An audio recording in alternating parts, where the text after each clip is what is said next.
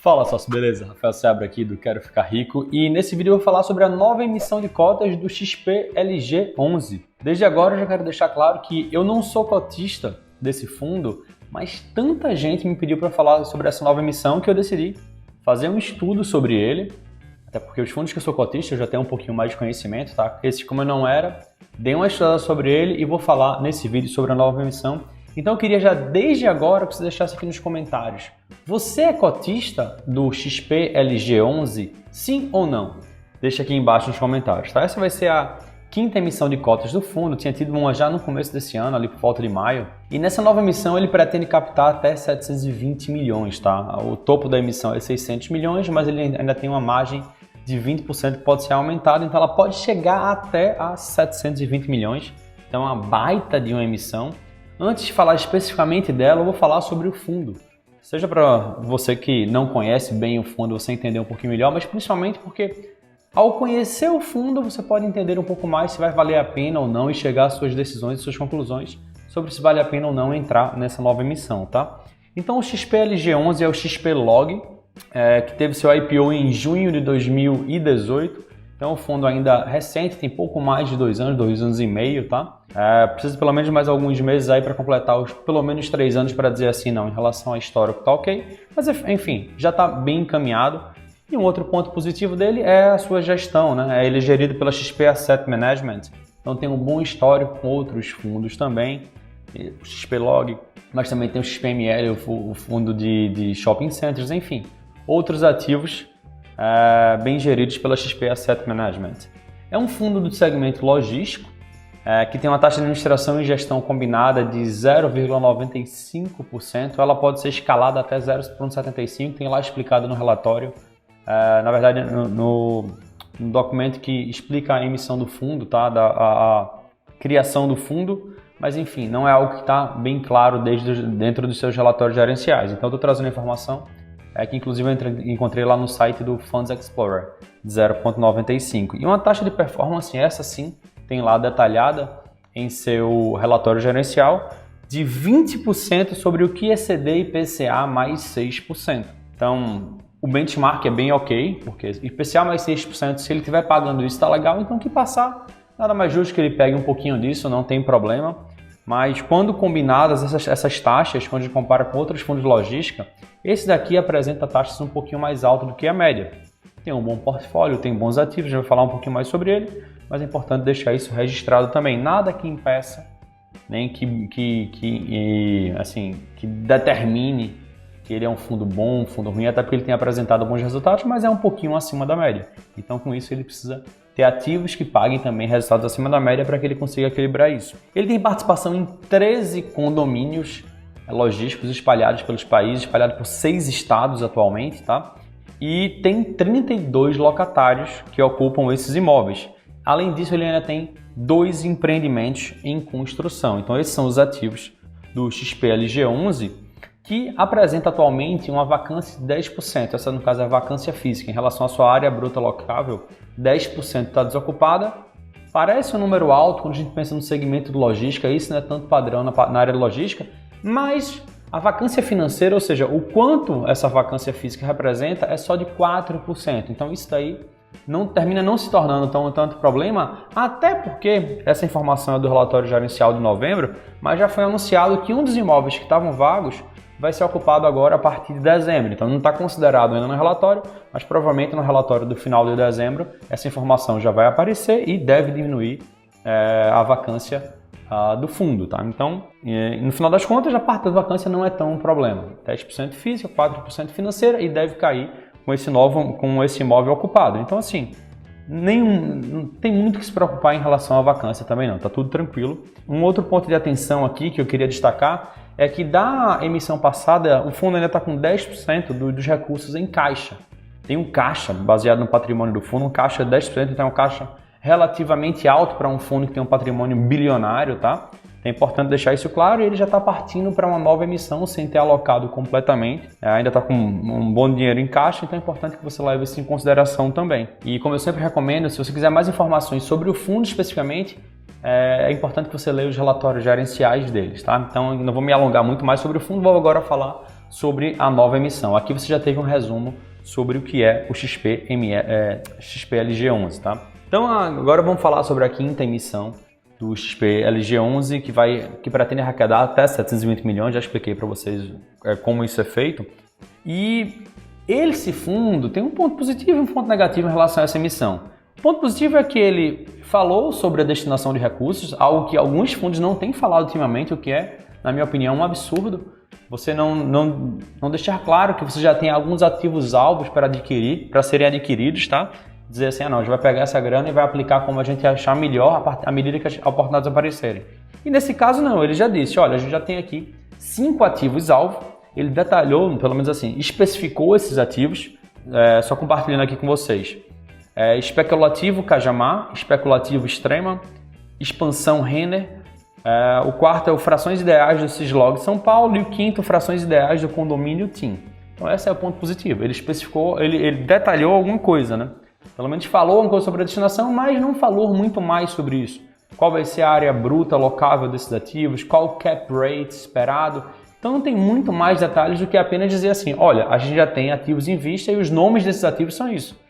Um ou outro você consegue até saber onde é que ele vai se situar, mas nem está a coisa absurdamente clara. Então assim, é um ponto positivo, mas que também não está aquela coisa super completa, mas já está melhor do que alguns têm feito recentemente, tá? Então falei sobre a destinação de recursos, um pouco que eu sei. Inclusive, se você tiver mais informações sobre ela, que eu procurei e não encontrei só isso, tanto no fato relevante quanto no documento que fala sobre a emissão.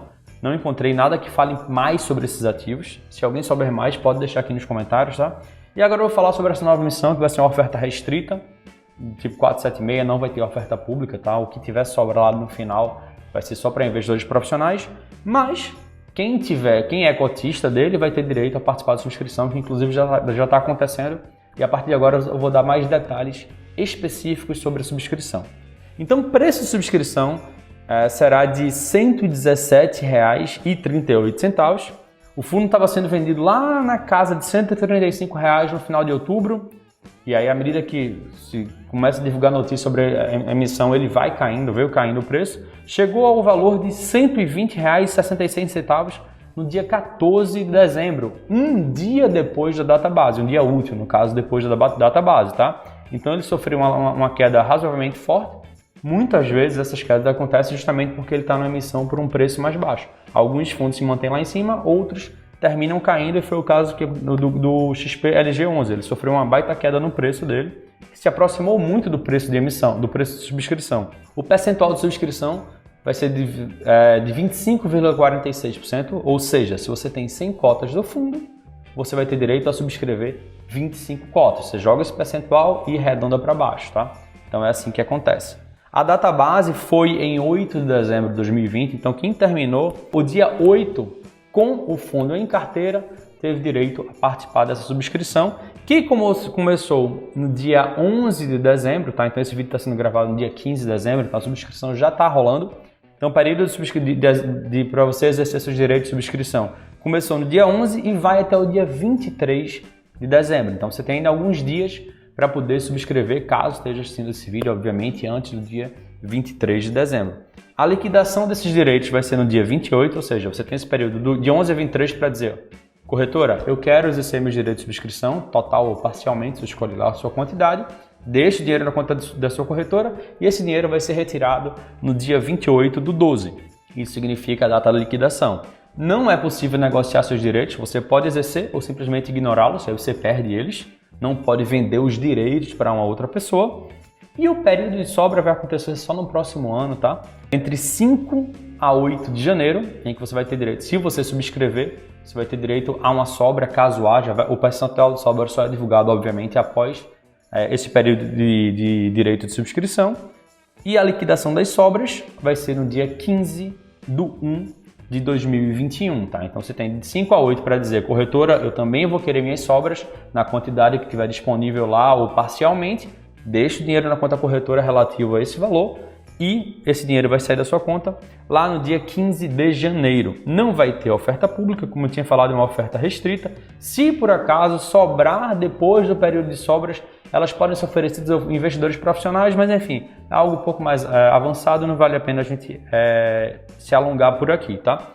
Falando especificamente agora da parte dos rendimentos do fundo, até para a gente comparar o que ele pagou nos últimos meses com o preço de subscrição, para a gente ter uma ideia do que pode acontecer se ele pagar nos próximos 12 meses o que ele pagou até agora, pelo menos até agora nos últimos 12 meses, tá? Então o retorno por cota dos PLG11 nos últimos 12 meses foi de R$ 7,05. Se a gente compara esse valor de R$ 7,05 com o preço de subscrição que está rolando agora, que para quem é cotista que você poderia exercer por esse preço, que é de R$ 117,38, então quando você divide R$ 7,05 por R$ 117,38, você chega a um percentual de 6,01. Então, aproximadamente 6% de rentabilidade, caso ele repita nos próximos 12 meses, tá? É importante deixar isso bem claro. O que ele pagou nos últimos 12 meses, ele pode até pagar um pouquinho mais, porque teve a pandemia, teve uma redução de rendimentos, não há nenhuma garantia em relação a isso, tá? Mas se ele repetir, é um rendimento de 6% ao ano, um rendimento muito bom, isento de imposto de renda e para um fundo que é de tijolo. Isso daí é algo que deve ser considerado, tá? Então, quais as conclusões em relação a essa emissão? Pelo menos os pontos que você precisa estar atento antes de tomar a sua decisão, né?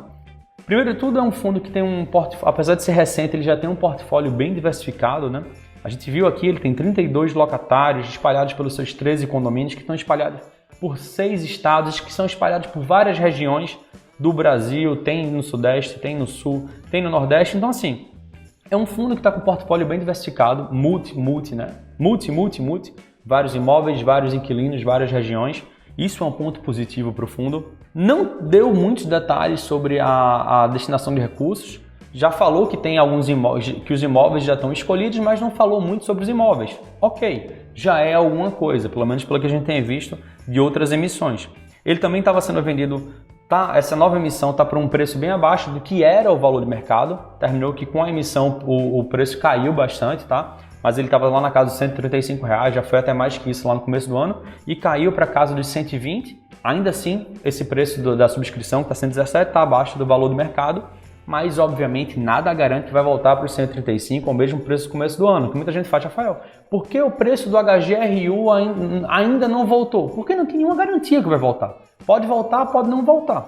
O que a gente sabe é que estava sendo negociado há poucos meses por um valor de 135 e agora caiu para casa de 120, o que ainda assim é um valor que está acima do valor da subscrição. Para quem exerce, para quem é cotista, vai terminar pagando um valor mais baixo do que o valor de mercado. E uma outra questão, isso aqui eu já falando até para quem não é cotista, pessoas como eu que não são cotistas, do XPLG11, é que se por acaso você estava paquerando o fundo, você acha ele interessante, mas por algum motivo estava achando que a cota estava cara, agora ele sofreu uma forte queda. Então se você achava que o fundo era bom e estava esperando uma oportunidade de entrar, ele sofreu uma queda aí bem relevante em seu preço, tá? Então isso pode ser um ponto de entrada para quem já achava. Não estou dizendo que é uma oportunidade de compra, tá?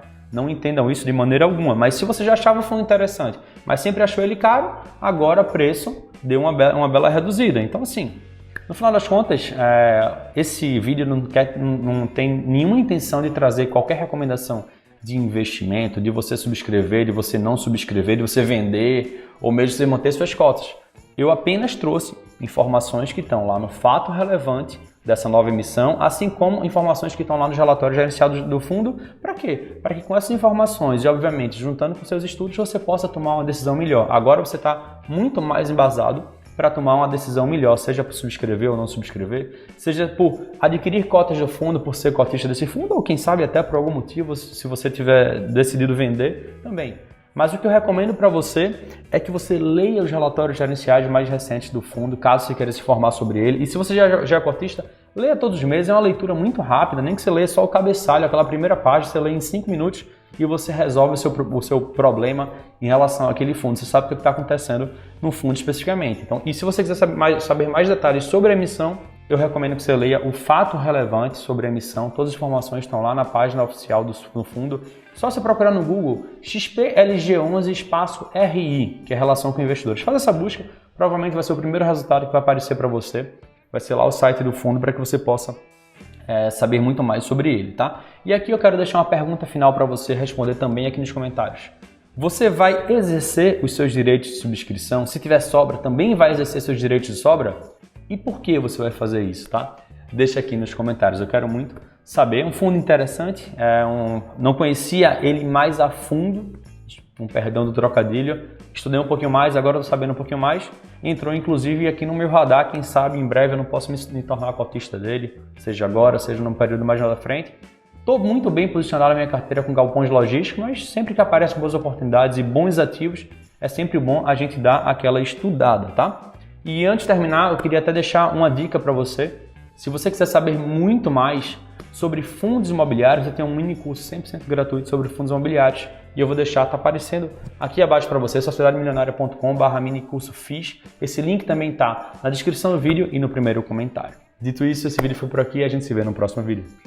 Tchau, tchau.